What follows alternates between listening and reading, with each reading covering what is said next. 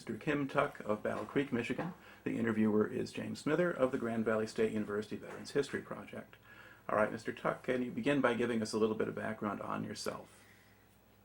I grew up in a rural area around Battle Creek. We lived on farms, or rural territory while I was growing up.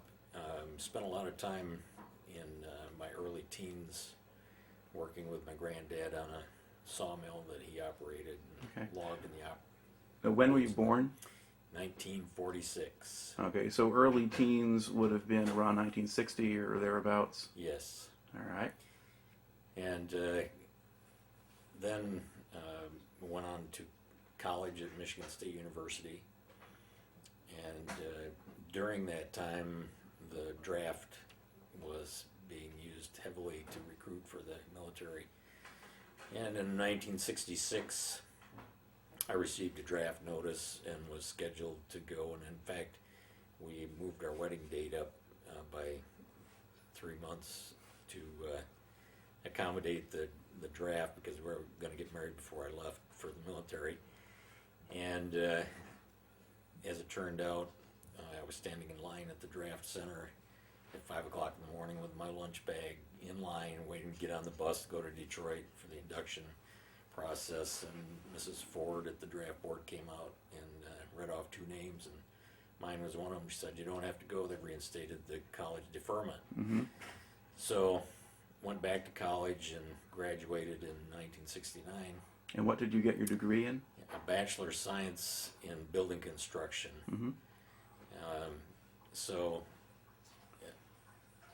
the draft board notified me upon graduation from college that I was back in the process and would be leaving at the end of March to be inducted again. Mm-hmm.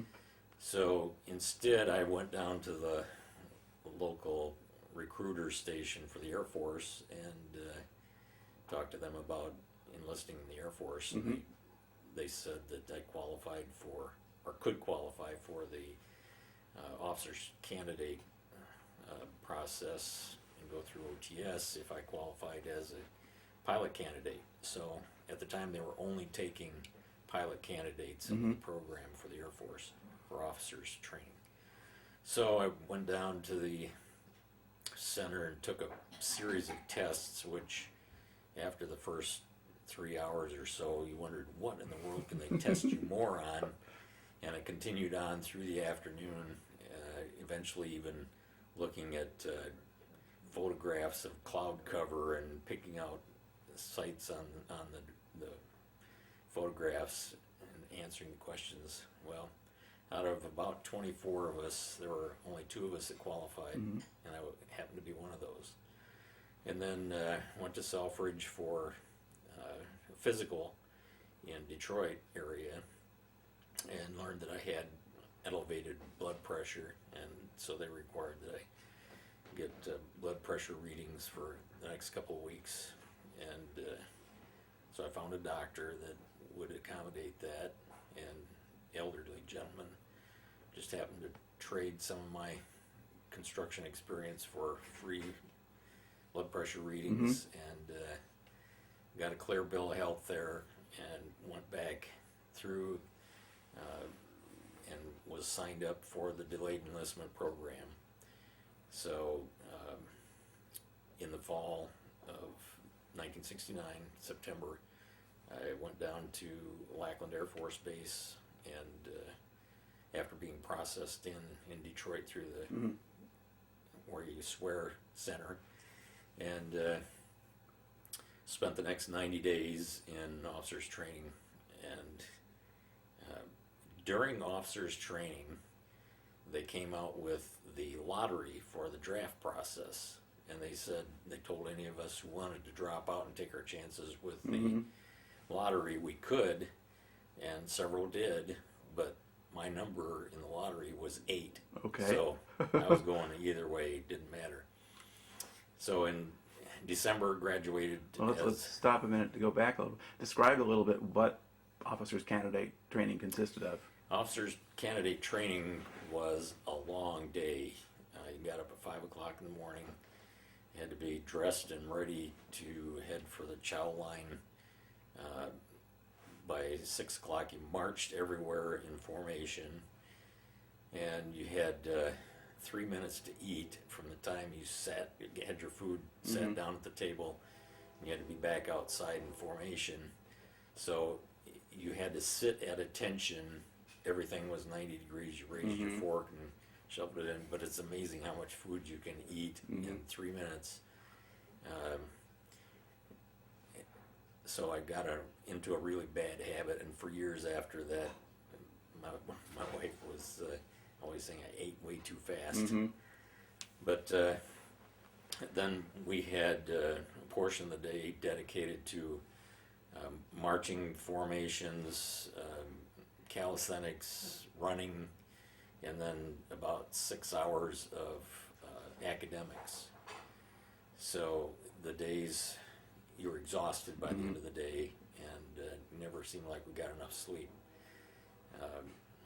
Had some very valuable lessons, and one that I remember that's followed me all the rest of my life, really, and that is a class on resistance to change. And we were upperclassmen, the end of we're about the last month of training. We were sitting in our classroom waiting for the flight training officer to come in and start our academic process again. And all of a sudden, a strange officer comes in, another captain that we'd never seen before, and he starts to read us the riot act. Nothing we'd done all through the process was right. Everything we'd done was incorrect. And he chewed on us for a good 10, 15 minutes. And then our regular flight training officer came in laughing, and he said, "You just experienced your first lesson in resistance to change."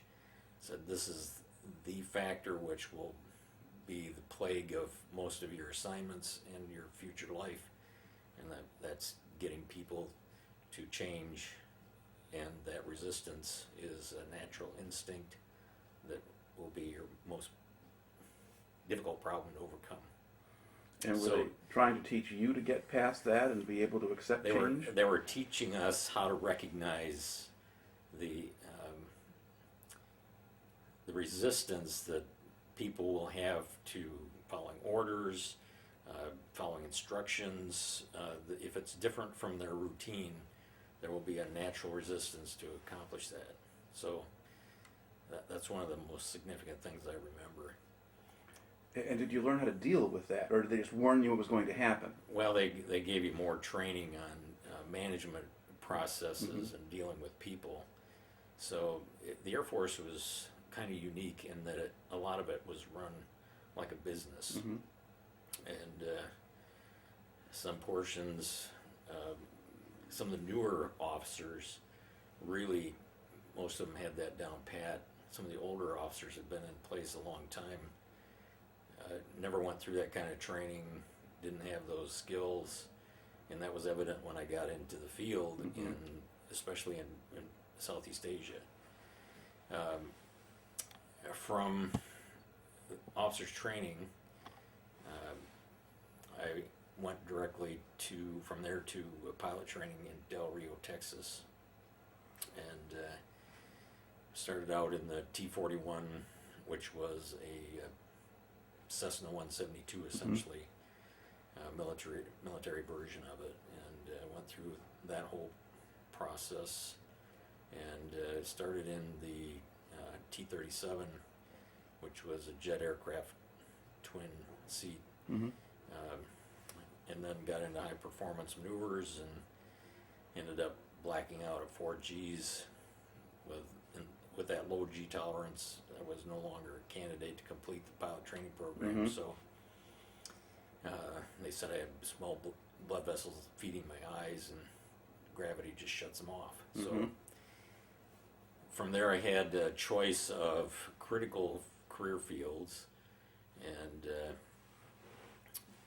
put in for missile launch officer position, and one of the other selections was munitions maintenance officer, and of course I got the munitions officer slot instead, and then went through munitions training in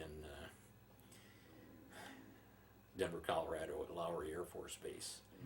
And that 6 months program was 6 hours of class every day, and we learned everything it seemed that there was to learn about every weapon system on every aircraft that was operational at the time, along with all of the myriad of munitions, the chemical warfare agents, nuclear weapons systems, and maintenance. And at that time, you had to have a top secret clearance to go through munitions school. So, as I understand it, when the OSI did their investigation for my background, they went back and talked to even grade school teachers that I had, and were quite concerned because my wife and I had taken a vacation to Florida, and they couldn't account for where I was exactly for 10 days, 2 weeks out of my lifetime. So, but I was approved and was placed into that training program for the next 6 months. Now, where was your wife as you were going through these different stages of training? She was back home for the most part. In pilot training, she did accompany me. We had an apartment down in Del Rio. And then we moved and had another apartment in Denver during munitions school, 6 month stay. And then And Karina was born. our daughter was born in Denver at the Army Hospital out there, Fitzsimmons Army Hospital. And I slept through the whole thing. I was exhausted and took quite a lot of activity to wake me up in the middle of the night. And the doctor said he let the phone ring for 26 times, 26 minutes. 26 times, maybe. Well, Anyway, Rings. I missed that. Then after munitions school, I got my first assignment, which was supposed to go to Minot, North Dakota. But another gentleman in the class got orders to go to Oscoda, Michigan, to Wordsmith. So they gave us the option of trading assignments. So since I was from Michigan and he was from Minot area, we swapped, and I ended up going to Wordsmith Air Force Base in Michigan. And our first few days were quite an experience. We moved into temporary housing at Wordsmith because they didn't have housing available yet on base, and we stayed in the old emergency response pilot quarters at the end of the runway. So it was a couple of old house trailers that were parked beside the runway where the alert pilots had stayed before they built the new facility. And we were awakened several times during the night with the B-52s taking off and landing right next to us. It was like, it seemed like it was 50 feet away, but it was really close to the runway. And so we ended up buying a house there in Oscoda, and my assignment there was I had two functions. My beginning function was a munitions services officer, where I took care of the maintenance of the training of all the loading crews for the loading of the weapons on the B-52s and for this equipment maintenance that provided that support. And later on, I took over the weapons maintenance area, where we maintained the weapons for the nuclear mission and the conventional support munitions. now, when you're talking about maintaining weapons, you're mostly talking about ordnance, about bombs and so forth, or Bombs, yes, and the ammunition for the 20 millimeter Gatling guns that were in the rear of the B-52s, the weapons that were loaded into, early on they had wing-mounted missiles that we loaded warheads on, and we loaded the weapons into the bomb bay of the B-52s. So we also loaded conventional munitions that were used during training missions, and we supported the alert mission. So we had aircraft on alert that were ready to take off in minutes, around the clock. So I spent months of nights on the flight line, monitoring, because we had have two-man visibility on all our loading crews for making sure that none of the weapons ever got sabotaged. So nobody could be out of sight of somebody else during the loading operation, and the officer was there to make sure that all that happened. So a lot of winter nights with the heavy insulated boots, insulated underwear, parkas, all that, because it gets cold in Oscoda, Michigan.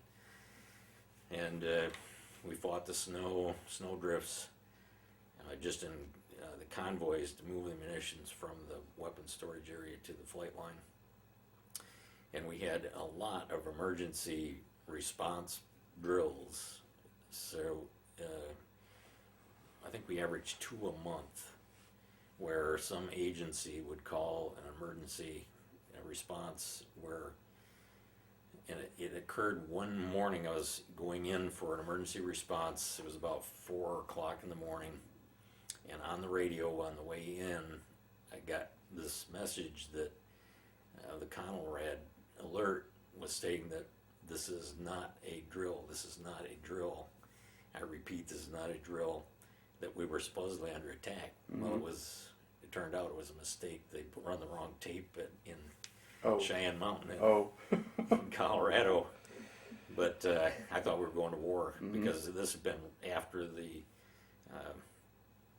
problems in Cuba, and there was still a lot of discussion about how they had deployed to dispersed bases, and we practiced some of that while I was there. So twice a month, you could almost count on it, there would be a drill, and parts of those were where we had to load aircraft for what we ended up having to do is take all the real munitions off the aircraft, put all the practice munitions on, so they could run the drill and test the response times and the safety of the operations. And so I had the responsibility of being the explosive safety officer, the nuclear safety officer, the ground safety officer, responsible for training the troops on the use of the equipment, bomb lifts, forklifts, 2.5-ton trucks, tow vehicles, all of those things. How many personnel were you over? That was my question. The munitions maintenance portion of it, let's see, I had about 40 guys plus another 7 or 8 NCOs, senior NCOs. And when I moved into the bomb dump area, that was a smaller operation. We had 4 two-man crews and about 4 senior NCOs. And I ended up getting the commendation medal for the flight line operations portion from that assignment.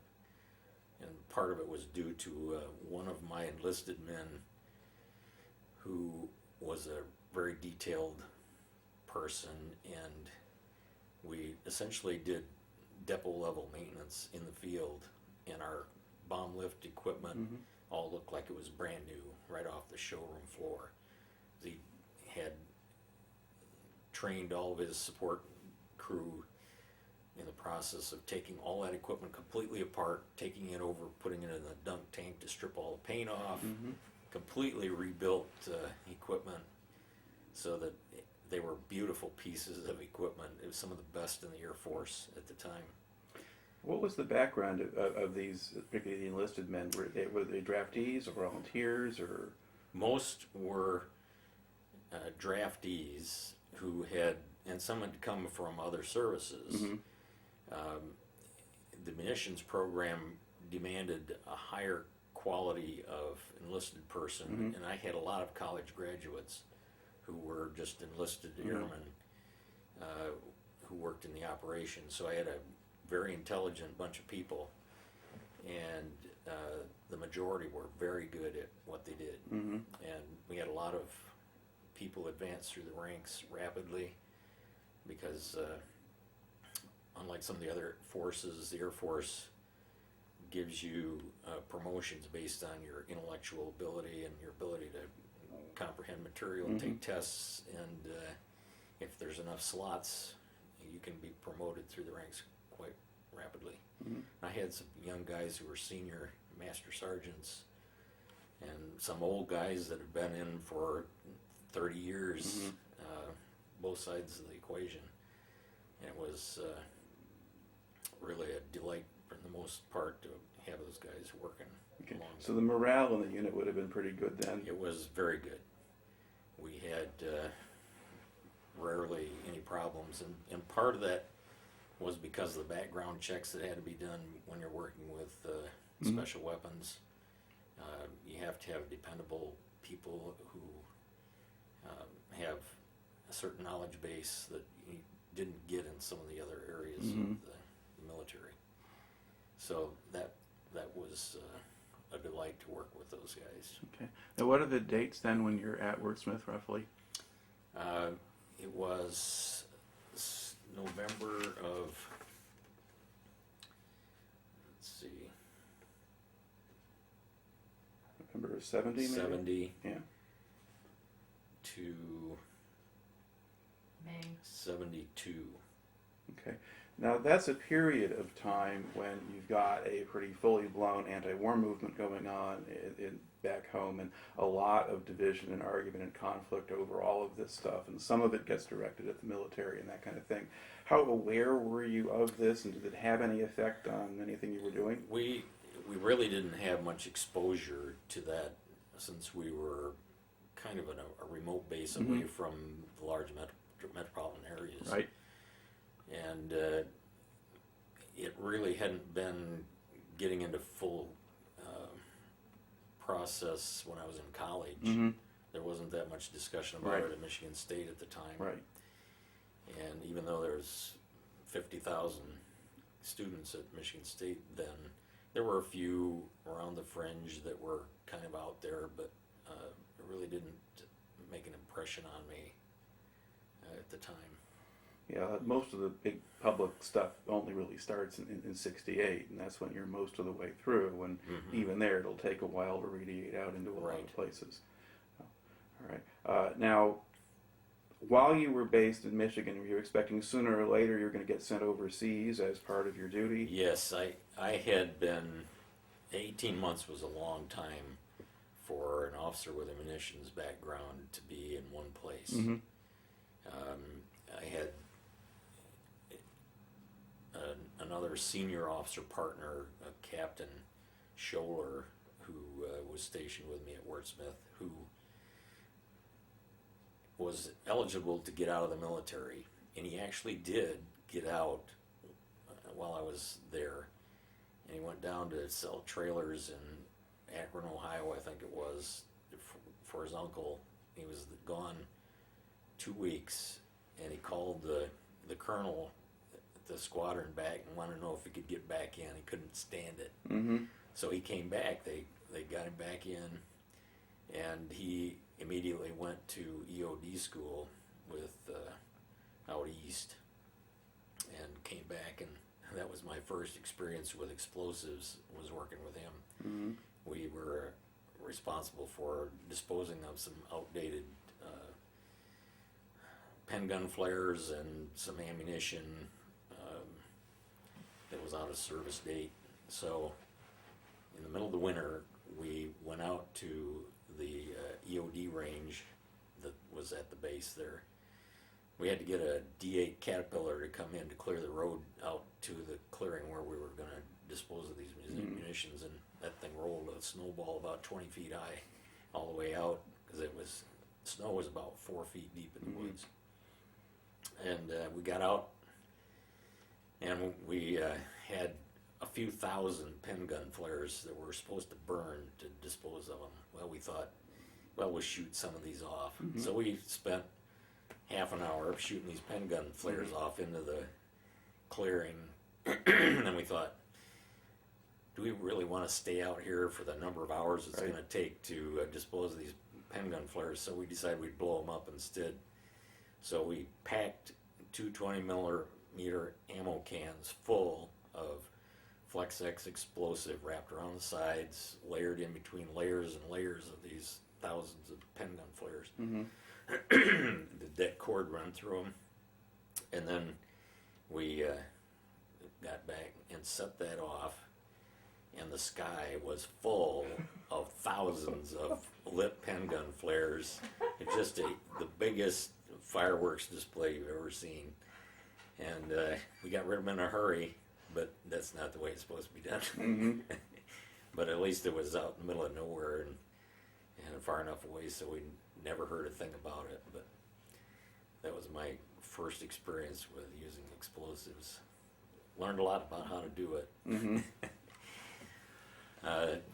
But most of the time it was the routine of responding to the alerts that we had all the time there. And then I got the orders to go to Southeast Asia. And then I'd had a little exposure of what was going on in Southeast Asia because I had assigned to me a tech sergeant who had worked for the CIA in Air America as a gun plumber on C-47s, maintaining the miniguns and the Gatling guns that they mounted for the firefighting Right. in the war there. And he had 2 tours in Southeast Asia working for the CIA, and each time he had to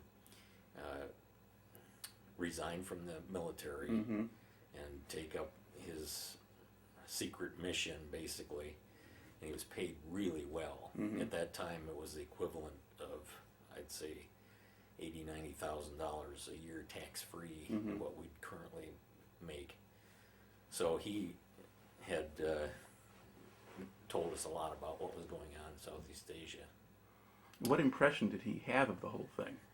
He was a really quiet guy, and he didn't talk a lot about what he actually did other than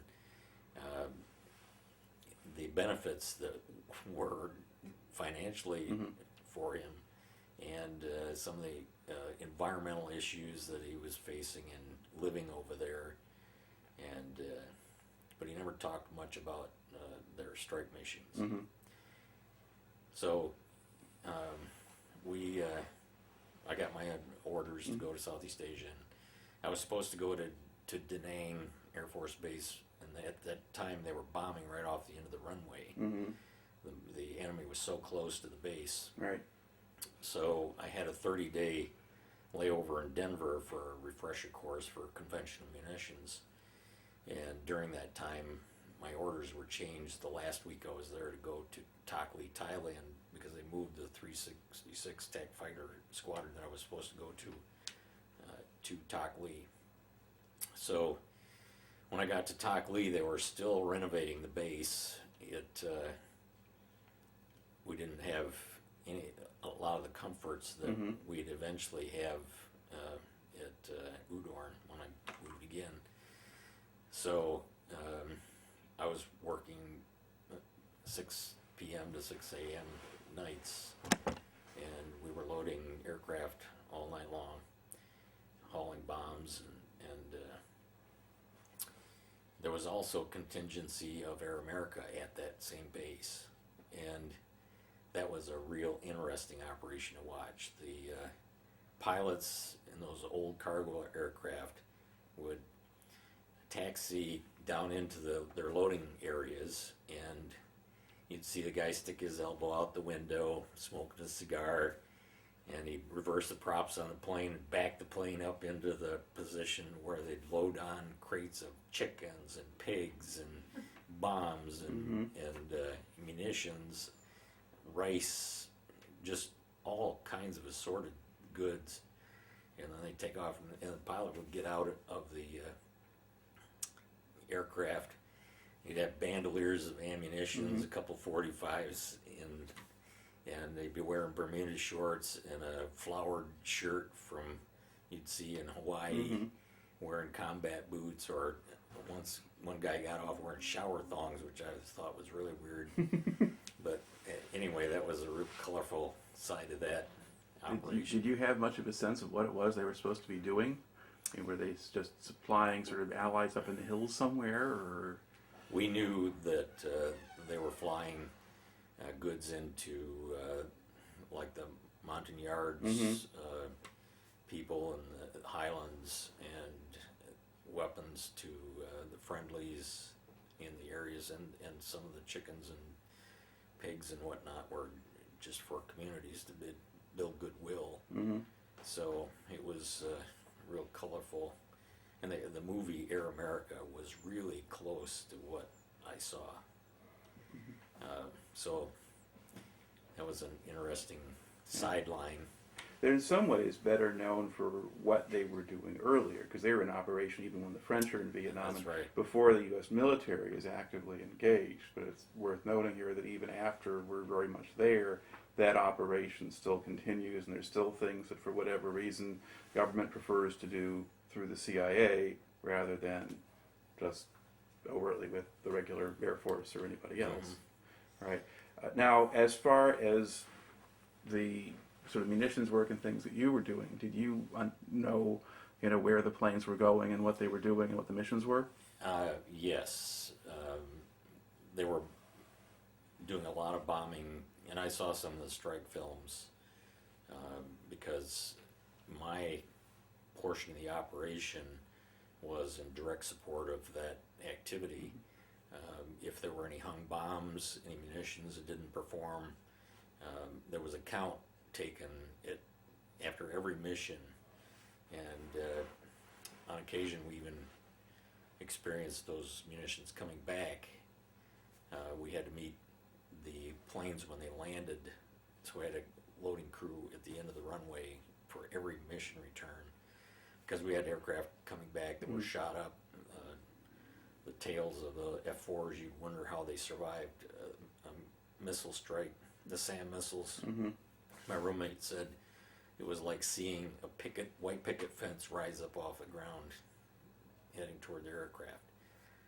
And a lot of them just went ballistic, but if they did get close, they had a proximity fuse and they exploded several feet behind the aircraft and tossed out a lot of ballistic metal that just tore the back end of the planes up.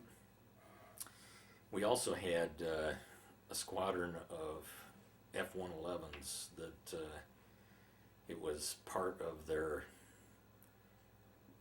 determination of the effective ability of rapid disbursement of an F-111, which was kind of new to the inventory of aircraft.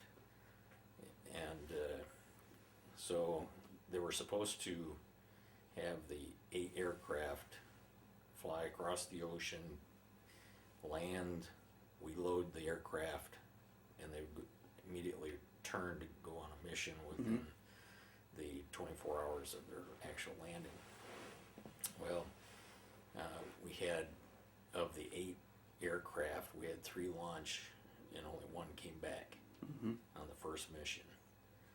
So that was quite interesting to see what happened there. And they say that they were shot down by the Golden BB because they had terrain following radar, and they adjusted their ride for a very close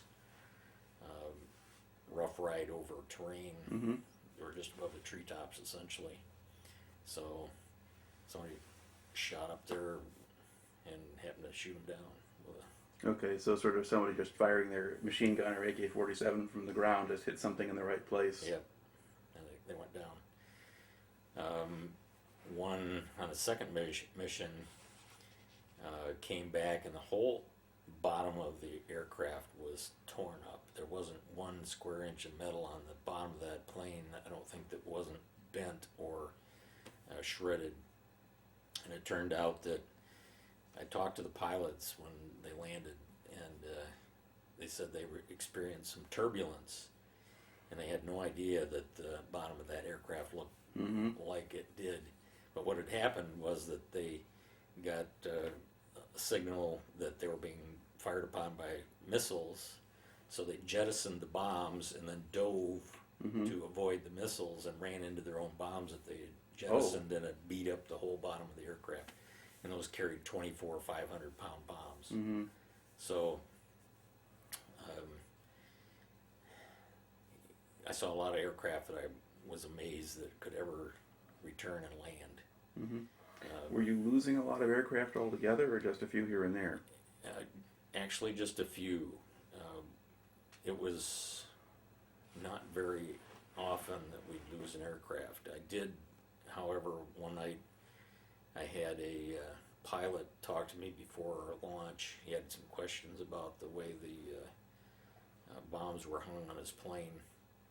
He was carrying napalm canisters, and those, I'm surprised he didn't know. He must have been a newer pilot, but those have a white phosphorus fuse, and they aren't hooked up like a normal fusing operation for a bomb. And he talked to me about that, and his plane didn't come back after that mission. So that was one that I personally talked to the guy, and we lost him. All right. Now, describe a little bit the bases themselves. You said the Dockley, when you're first there, is still fairly primitive. Were you in tents or improvised barracks? We were in a barracks that were constructed kind of like a corn crib that you'd see back here, with slotted exterior walls. They were partially screened, but it was an experience sleeping in those, especially during the day, because it was so hot that you laid there just on the sheet, but you had to wipe off the gecko dung before you laid down to go to bed, because the geckos were all over the ceiling eating the bugs. And so you'd have these little black specks all over the sheets. And then it didn't help. The Thai Air Force had old F-86 aircraft that the U.S. had supplied them with. And they did practice flying over the barracks for strafing practice runs during the day. And at about 1 o'clock, raise you right out of bed when they go screaming right over the top of the buildings. And so sleeping wasn't all that great, because I'd get off at 6 in the morning and try to get as much sleep before it got super hot. But it seemed like they were flying way too often. Right. Now, were these bases fairly far away from the main cities and the more populated areas? Dockley was about 80 kilometers north of Bangkok, I believe. And so there was a fairly sizable town right next to the base. And once in a while we would go down, eat at a local restaurant. I had a chief master sergeant that was assigned to the squadron who had a girlfriend who was a wealthy Thai lady. She used to come out with her Mercedes and her chauffeur and pick this guy up and take him to town. And she owned a fleet of 500 vehicles that were leased to the U.S. government for use on the base there. So she had a lot of money, and I think we had 2 parties downtown that she paid for in celebration of his birthday, and I don't know what else, but had pretty good food, and then we went back to the base and crashed. The base was, I'm not sure when it was originally built, but it was a pretty good sized base. We had 5 squadrons of F-4s there, and there were a portion, we had 20 we had one squadron of those that were in revetments. Mm-hmm. When I got to Udorn, though everything was in revetments, but at Tockley, we had 4 squadrons sitting out wingtip to wingtip. Was Udorn closer to a combat zone or just a better built base? It was a larger base, better built, had been in place for a longer period of time. I did have a couple incidents at Tockley which were kind of scary. One night I was doing my monitoring of the loading crews working the line, and I drove up behind one of our newer crews, and I could see that they were loading the wrong side of the aircraft with the way they had the turret set up, which is a 3-bomb cluster on the MJ-1 bomb lift truck. I could see they were loading the wrong side, but they were too far along for me to stop and get on my truck and go down and stop them. And just as I drove up, they raised it up in position to lock it into the pylon, and the table on the other side of the lift truck punctured the wing tank on the F4, and fuel shot out, I don't know, 20 feet or so, all over the bomb lift truck driver. He had the sense to shut the engine off, and so I called for a washdown truck immediately, but the flight ops people came trucking down the runway toward me in their cargo van. And the van, by this time there's a fuel spill there that's 60, 70 feet across, because there's about 300 gallons of fuel in that wing tank. And the ops guy gets out of the truck smoking a cigarette. He takes a cigarette out and he throws it down on the ground right in the middle of this huge fuel spill. And I thought we were done. I thought we were going up right then. But it put it out. So that was one of the lucky nights. Another night, I was driving down the flight line behind a row, monitoring aircraft on one side and on the other, and I see a bomb convoy. They used aircraft tow vehicles to pull our 2 trailers of bombs, so we had 12 bombs on each trailer, 500-pounders. And they were trucking down in front of the aircraft, and I see one trailer separate from the guy pulling the vehicles, and I'm following this along, calling the ops people because I know there's something bad going to happen with this.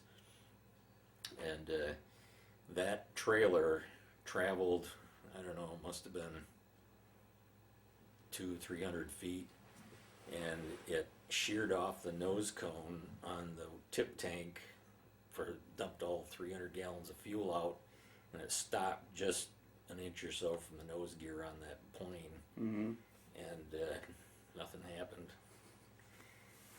So that was another lucky night, because with that many aircraft, when you have almost 100 airplanes fully fueled with thousands of pounds of bombs, it could have been a real problem. Right.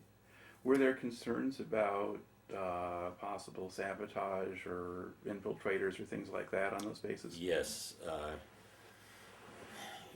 I'll get to one incident at Udorn just before I got there, but they had military police with police dogs that monitored the perimeter of the base all the time. And once in a while, we would hear bullets hit the metal roof on buildings, but they were fired from so far away that all their momentum was spent, and they would rattle down the roof on the buildings. But we never had an incident at Tockley that was any issue. And then we did a rapid deployment from Tockley to Udorn when they moved our squadrons again. And that was an experience. We were all marshaled to a C-123 aircraft cargo plane, dropped the tail ramp, and in the plane were nothing but cargo pallets on the floor. So we all got in the plane, and we packed in there, sitting cross-legged on the pallets, and ran a cargo strap across all of our laps, and we were packed in there so tight you couldn't fall over. And closed the rear left gate, and off we went to Tockley, and or to Udorn, Yeah. and landed. Say it wasn't a very long flight, but it sure was an experience to be. Kind of a strange way to fly. It definitely was. And I happened to come home on R&R when my son was born on medevac or an emergency return to the States. So I flew from Thailand to Vietnam to the Philippines to Guam in the back of a 141 aircraft sitting on a fold down shelf sitting next to a jet aircraft engine in the cargo bay, freezing to death, and earplugs on. It was quite an experience as part of that. Right. Now, what kind of relationship did there seem to be between the Thais and the Americans, either military or civilian? The Thais were really a friendly people. I had maid service actually for our quarters. We paid her something like $8 or $10 a month to maintain. She washed her clothes, shined her boots, swept out the room, and she spoke enough English so that learned a little bit about their local activity, their Buddhist religion. Never really saw any hostility from the Thais, and even when I took a 3-day R&R and went to Bangkok, and I had a very accommodating taxi driver. His fee was three bottles of very cheap booze that they couldn't get over there, and he drove me everywhere. He took me out to all the Buddhist temples, the regular tourist traps. Right. I watched the sword fighting, the fingernail dancing, the elephants dragging the logs around, and really a nice guy. And I suppose I'd taken a chance doing that all by myself, but he got me a hotel lined up to stay in, and he went in and negotiated the price for me, and he did that for 2 days. And how did you find him in the first place? Just by chance. I You just- got to the airport, or I went by bus down to Bangkok from it was Tockley, and then there's a mob of taxi Right. drivers everywhere you get out that want to take you somewhere, and just happened to pick, and I asked him what his price was, and he said, well, I want this, and so I went to the base, got the 3 bottles at the BX there. It was pretty amazing. So I think it cost me $8 for his services for the 2 full days. And he took me to a nice French restaurant, and he probably got a kickback from every place he took Right. me, but took me to the water gardens, and then while I got on the boat and took the tour and came back, he waited there the whole time. But I found the people everywhere were like that. They were all real friendly. Did you get warnings at all about what you were or weren't supposed to do there, or any Yes. training in terms of how to deal with the local population? The main thing was dealing with hookers and drugs, and they gave you indoctrination at each base when you went in, telling you where all the problems were, certain areas outside the gate where you didn't want to use taxis from this location, or you wanted to stay away from what looked like women in this other area because they weren't women. And they said you could get anybody killed for a carton of cigarettes. It was that bad. But if you just were smart about what you're doing, you should be able to avoid all that. Mm-hmm. So I took one of the rides in a pedal Metal powered cab, cab down a highway, which I'll never do again.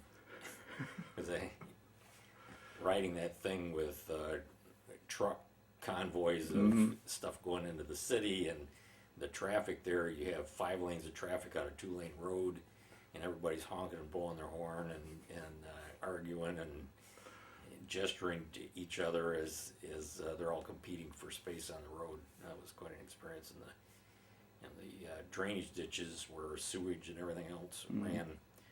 The water was so filthy that you couldn't see below the surface, and it was moving like little critters just bubbling across the surface all the time. And one experience, I don't know whether you've seen the old James Bond movie that took place in Bangkok, where they're racing the boats down through the Klongs. Well, I was at the market where they had the elephant throw the old sheriff from the States in the water, and I can't imagine going in that water.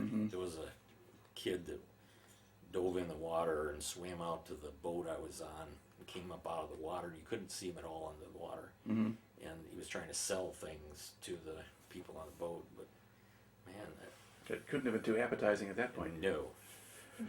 Right. So that was an interesting aspect of their life. And I rode a train from Udorn down to Bangkok to get a flight out on 1 hour an hour to come back to the States. And that was an experience on a narrow gauge railroad that people were on there with their walks cooking food in the cars and the smoke and everything else, and they're carrying their live chickens in the crates, and they stopped at every intersection of the road, I think, because it took it was a 13-hour trip to go. It was like 80, 90 miles. It wasn't that far, but long trip. Now, were the personnel you were serving with on these bases sort of pretty much the same kinds of backgrounds or whatever you'd had back in the States, or were they a different group? Very similar, just more of them. When I moved from Tockley to Udorn, I became the munitions services officer, which was in charge of the loading operations, the weapons systems maintenance operations, and the weapons preload operation in the bomb dump. So I had almost 500 guys that worked for me, and we had one of the commanders that came in after I'd been there a little while. Actually, that first experience going to Udorn was quite a big one, because my first night I was on duty. I had to go in the next morning and report to the squadron commander. It was a major. So I went into his morning briefing room, and all of the senior NCOs and officers assigned to that munitions squadron were in that room in kind of a big circle, and he was sitting at the far end.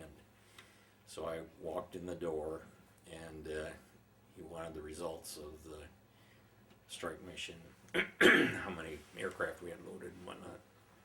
So I read him the list of accomplishments, and then he just exploded. He screamed and hollered, and after he'd done this tirade for 4 or 5 minutes, he stormed out the door and slammed the door. There's total silence in the room, and then everybody broke into laughter. And they said, "Well, you've been initiated. This is what he is every day." But it turned out that his tour there was short-lived, because it was only a couple days later that the Inspector General came into the base, and it was the first time that an Inspector General had been into a combat area to go on a base since the war had started. So the major met this colonel on the flight line, and the colonel, after a very short conversation where the major was chewing him out essentially, Colonel says, "I want you off this base by sundown," and he was gone by sundown. It was the quickest justice I ever saw in the military. So then I had to. I got a call that the next morning after he was fired from the wing commander, who wanted to know where the representative was at the wing commander's briefing, because there wasn't anybody there from the munitions squadron. So I went to the office, the major's office, because he had a captain who worked for him. I walked in the office. The captain was out cold, drunk on the couch in his office. So I go to the wing commander's meeting and explain what was going on. The captain was gone. So that was a pretty interesting experience in a few days of arriving on base there. Did things settle down a little bit after that? Yes. It was interesting because we got the next officer who came in was a former missile launch officer who had been in a missile silo out west for 18 years, in charge of a very small contingency of people. And my first briefing that I gave to him, I went in and gave him the rundown of what had happened the night before, how many people were in jail downtown, how many were in the hospital line for VD treatments, and all the other stuff that was going on. And he just sat there at his desk, shaking his head, looking at the desk. They're trying to get me fired. They're trying to get me fired. So he had a real awakening, because he'd never been in charge of, in the munitions operation was about 600 and some people, so it was a lot of responsibility. Yeah, and an environment very different from a missile silo. Definitely was. And did he adjust to that? Did he kind of catch on after a while, or? He seemed to grow into it, but he sure was a shock to his system initially. So it was like that, and there were accidents on the flight line. I remember it was during the day, by chance, driving down the line, monitoring crews, and down the road, or down the flight line, I see a crew unloading a MIR, which had 6 500-pounders on the one side of the trailer, and had 2 TERs on the other side. And the load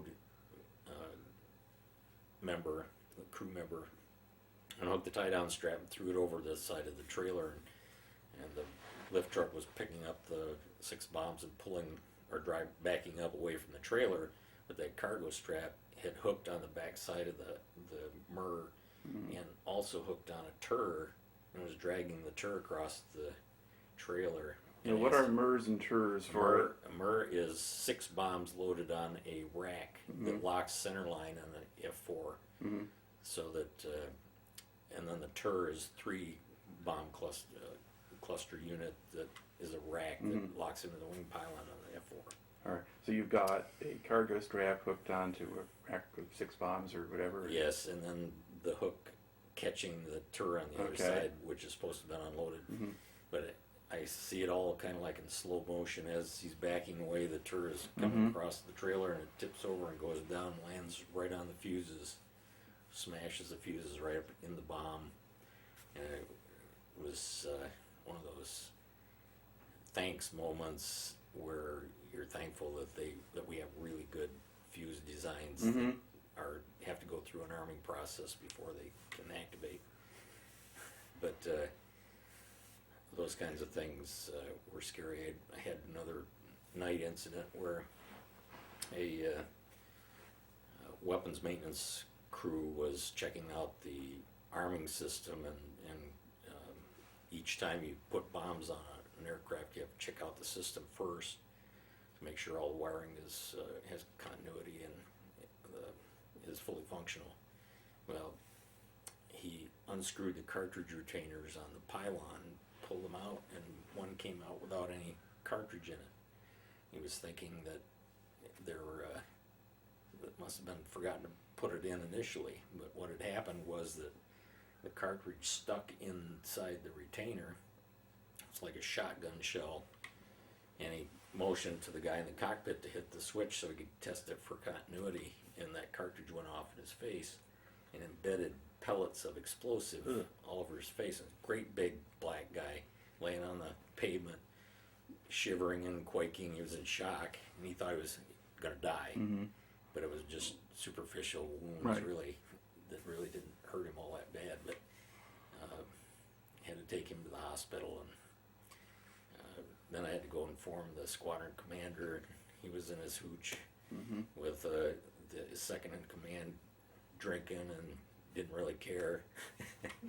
Says, well, just tell him, let me know what's going on in the morning. But so that was the extent of the reporting on that. But All right. never a dull moment. I guess not. Okay. This tape is just about up, so I'm going to pause here. Over in Thailand, but 1972, 73, is that when you're there? Yes. Okay. Now, what did you think, or did you think, about sort of why you were there in the first place, or what you were supposed to be accomplishing? Did you back up and think about the politics of it at all, or did you just focus on doing the job that you'd signed up to do? The politics came to light toward the end of my assignment in Southeast Asia, and after I became the munitions services officer and got more involved with the operation of the wing and the missions, and saw some of the strike films, there was a lot of talk about the politics of the war and the fact that Johnson, his philosophy was kind of strange, at least the way it was relayed to us through just discussion. Basically, it was portrayed anyway that his philosophy was that the communists know that we have the ability to wipe them out. So since they know that, they should just give up, and we shouldn't have to go through all this. And he kind of, and there was discussion, as we understood it, in the latter days of the war, that the prisoners were being treated really well because they thought that the United States was going to come in and take over Hanoi, and essentially they were done. But then all of a sudden the U.S. changes total gears in process and pulls out when they were essentially at a point where they could have just won the war. So the missions that I saw toward the end of the operation there were ridiculous. I saw pictures of airports where there wasn't, it was just a whole series of craters that looked like the surface of the moon. And we would stack up 3 or 4 squadrons of F-4s fully loaded above that, and they'd just spiral down, keep continuing to drop bombs, because theoretically on the maps there was a line between these craters where a MiG could take off and make a strike against our forces. And then we saw pictures of the trail where all the supplies were being shipped from China down through North Vietnam to the war area, and those roads and trails were bombed so that it rearranged the craters essentially, and they were moving all this cargo on bicycles. So all they did was just go around the new craters that were created, and there were thousands of tons of bombs that were dropped on areas like that, where if they'd just gone to the primary targets, the war would have been over long ago. It's just that the politicians wouldn't let them bomb the targets that made a difference. So we blew up a lot of jungle, and nothing was accomplished. Mm-hmm. I did see some strike films where there were some meaningful targets. One was after we had the Maverick missile assigned to the war environment. It was a fairly new missile at the time. It was TV monitored and targeted, so that the pilot had a little TV screen in his cockpit that he used to target whatever he's shooting at. And one of the strike films showed the pilot targeting a tunnel opening in a cave in the side of a mountain. Mm-hmm. And you see the missile launch and go down and go in the tunnel in the mountain, and it was about 2 or 3 seconds later before the whole top of the mountain came off, Mm-hmm. because there was a huge munitions dump inside that mountain. Mm-hmm. And since the targeting was all central seeking, it followed that tunnel all the way Mm-hmm. through until it hit the center, and then we saw them blowing up tanks and trucks, and but then it decree came down from the high command that since those missiles cost $25,000 a piece, you could only use those against targets that were more valuable than the missile was. Mm-hmm.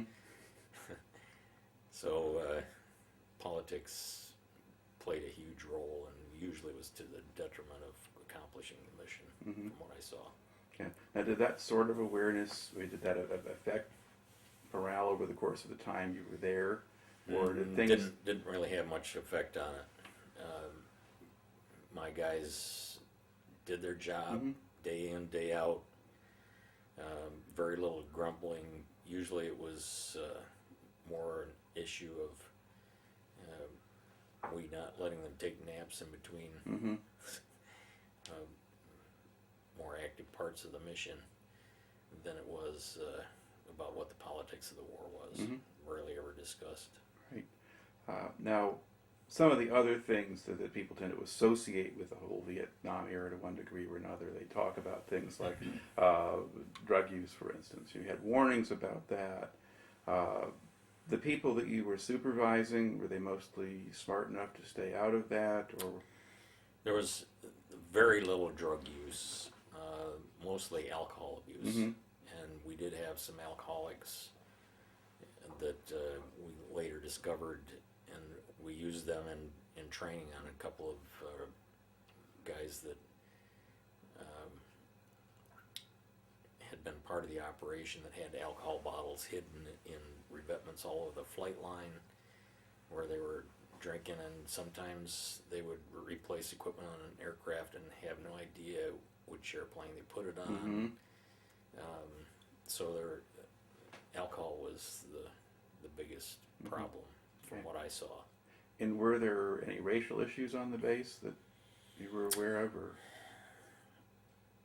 Race was hardly ever even talked about. We had mixed race makeup of our crews, and I never really saw a problem with it. Mm-hmm. I had a tech sergeant, but it was back at Wordsmith that I had to perform some disciplinary action on because he was basically an alcoholic, was a black guy that he claimed that our decisions were racial, but had nothing to do with race. It was just because he was an alcoholic, wouldn't take any action to correct his problem. Mm-hmm. So he ended up being forced out of the Air Force. But I think that's the only time that Mm-hmm. race ever came up. Yeah. Well, a lot of that seems to matter a lot on this nature of the unit and its physical circumstances and that kind of thing. So the rear areas in Vietnam, away from combat zones, had some high incidence of it. People up in the front lines tended not to worry about that kind of thing because they needed each other. And in the bases that you're on, there's a certain semblance of normalcy in terms of an Right. operation and leadership and continuity and so forth, and Yeah, maybe easier to make things work. I always thought of the Force as being the elite of the military, and they operate under a much more business-like environment than a lot of what goes on with the other forces. How much did you know about the Air Force before you chose to sign up in it?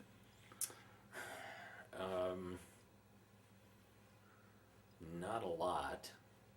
Of course, my dad had planes, and I had some fascination with that aspect of the military, and it looked to me like a much better way to go than having to slog through the mud in the jungle. Right.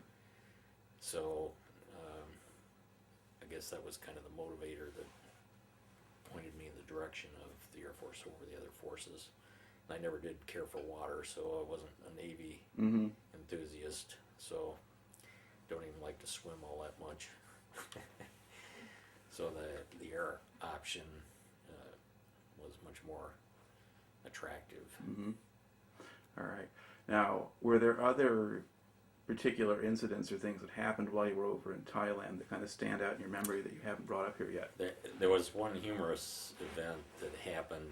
One day I was going to work in the morning, and I had to go all the way around the end of the runway to get to the operations side of the base from where we lived on the housing side. So it was about a 3 or 4 mile ride on a bicycle. So I had bought a 10-speed Japanese import there in Thailand to use, and I'd been riding the bike for a few months, so I was in pretty good condition. And on the way to work, I got behind this Thai with his wife sitting on the back facing the rear, and so he was putting along there, and I decided, well, I'll just pull out and pass him. Well, I pulled out to the side. He sped up and kept ahead of me. So I pedaled a little faster and shifted down into higher gear, and the lady on the back sat there the whole time smiling at me, and I was just 4 or 5 feet away. For the next 2 miles, I was pedaling out, flat out as fast as I could go, and that guy was ahead of me. That lady was sitting there smiling at me the whole way. And he just kind of chuckled and waved as he took off. He must have been doing some civilian duties because they had a mixture of Thai labor on base. But that was kind of a humiliating moment. So it wasn't that he had a motorized bike and they were playing a trick on him. He was just he good. was carrying his wife besides pedaling himself, and I couldn't keep up to pass him. So that was a humorous event. I did another assignment that I had was doing investigation of a crime on base at Udorn. There had been a theft of all of the furnishings inside of a building on the base, and so I was called in to do the investigation and review, and so I went through that whole process, and then they asked for recommendation, and there were 2 guards posted right at the end of the driveway across the road from this building that had been the theft had taken place. So my recommendation was that guards be required to ask people who are moving equipment in or off out of buildings or whatever.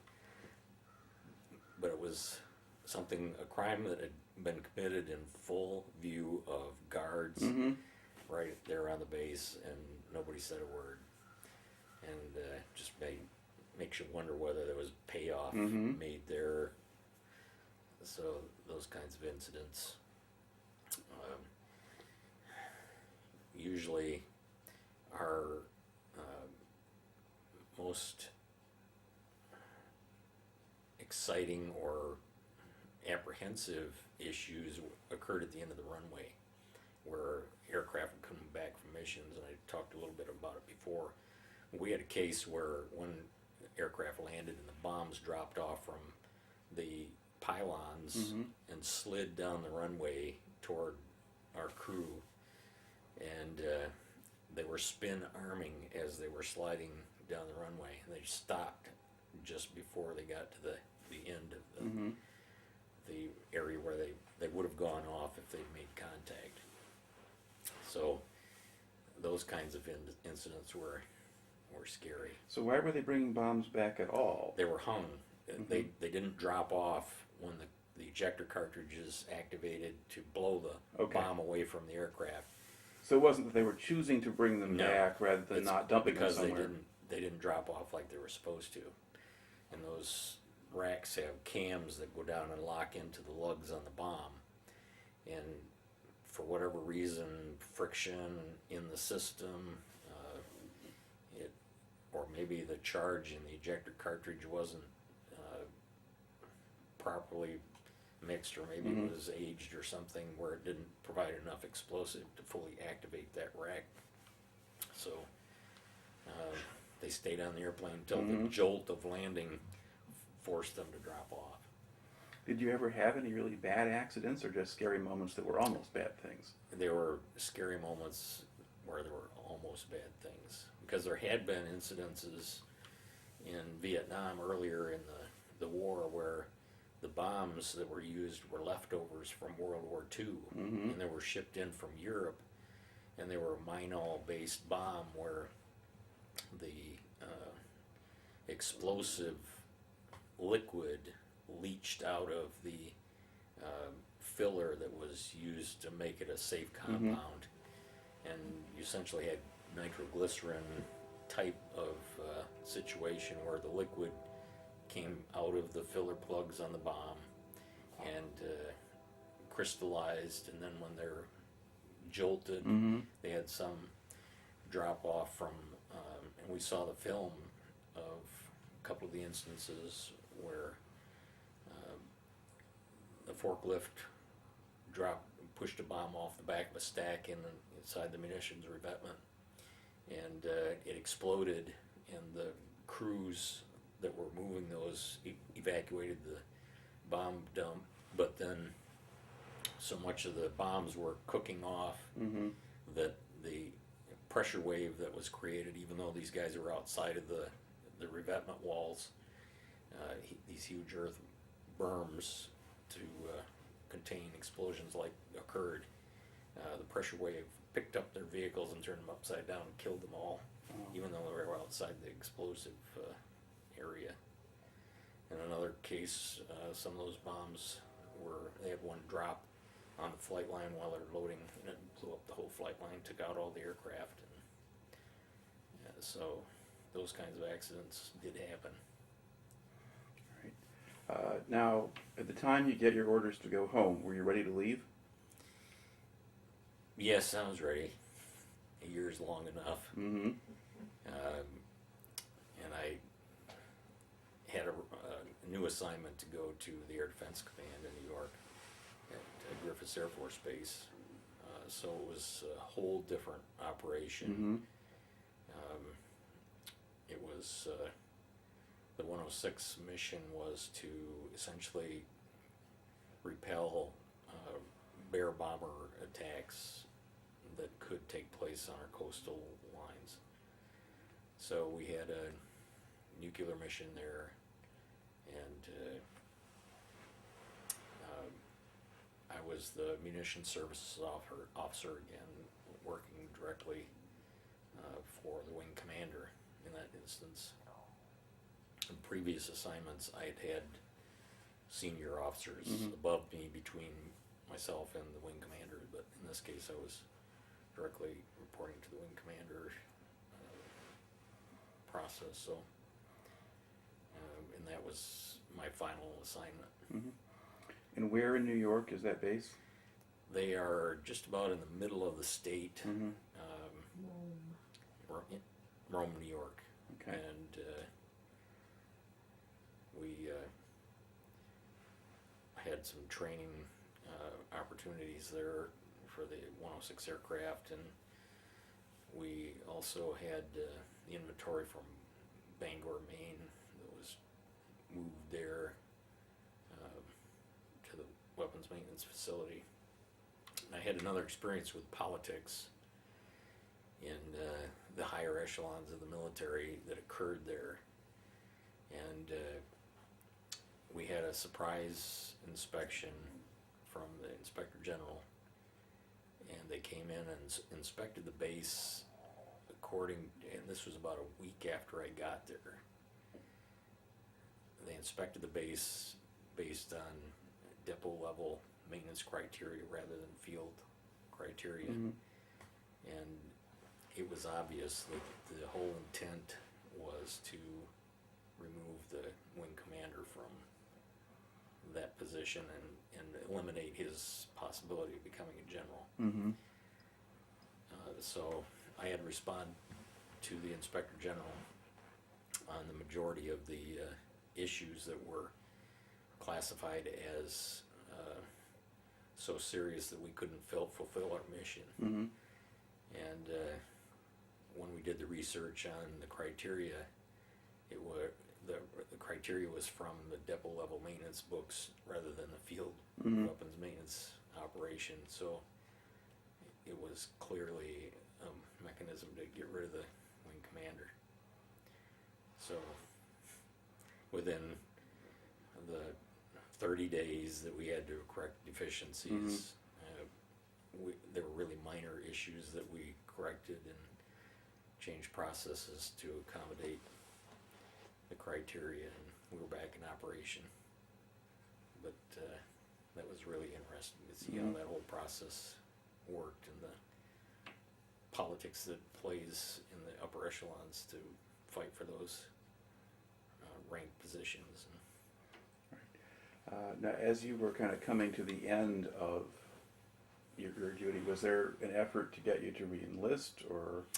At the time, there was an effort to get the non-rated or non-pilot candidates out because as the Vietnam War Right. ground down, they had all these pilots coming back to the States without positions to put them in. Mm-hmm. And since they'd spent a whole lot more money developing the pilots, the emphasis was to reduce the forces. And one decision that was poor on my part after I got out was that I was offered a position teaching at Michigan State in the ROTC program. Mm-hmm. And I was in the middle of the winter building a new house, and at the time I passed, and I should have taken that up, but that's really the only regret I have of the whole process, because it was an amazing management growing experience. Mm-hmm. Would you have gone into the military if it hadn't been for the fact that there was a draft on and you had to deal with that? Probably not. Mm-hmm. And would you say the main thing that you took out of it was sort of that learning to manage people, or were there other benefits from having been in there? The total experience of management was greater than I'd ever gotten in the civilian atmosphere. So on how to handle stress in emergency situations, and since in the roles I've had, people have always wondered how I can stay so calm in what seems like stressful environments, but I just tell them that they have no idea what real stress is. Mm-hmm. So that is really you receive or gain a form of maturity that sometimes takes a lifetime to accomplish in a much shorter period of time. Mm-hmm. Now, what did you do then when you got out? I went to work for my wife's uncle in a manufacturing process, making precast concrete products and precast countertop systems, and then went on to become a licensed residential builder, which was basically what my degree in Michigan State was background for. And then ended up in a slow period in the building period. I was asked to take on a role in a lumberyard as the general manager from one of the companies I bought a lot of products from. Mm-hmm. So I managed the lumber company for a while, and then I was offered the opportunity to bid on a job working for the city of Battle Creek as a housing rehabilitation loan officer. and did that for 4 years. And then one day the boss came in and they had fired the supervisors of the inspection division and the code compliance division, and said, why don't you go down and take that on until we get a replacement. And I ended up spending the rest of my career with the city in that role until I retired this March. All right. Anything else you'd like to add to the record here before we close out? I think that pretty well covers it. All right. Well, thank you for taking the time to talk to me today. You're welcome. All right.